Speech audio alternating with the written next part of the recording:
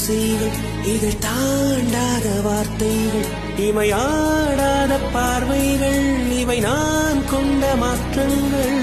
சொல் என்னும் ஓர் நெஞ்சம், இதில் இன்னும் ஓர் நெஞ்சம், எதிர்பார்க்காமல் என் வாழ்வில் ஒரு போர்க்காலம் ஆரம்பம். இருதயமே துடிக்கிறதா, துடிப்பது போல் நடிக்கிறதா, உரைத்திடவா மறைத்திடவா, ரகசியமாய் தவித்திடவா.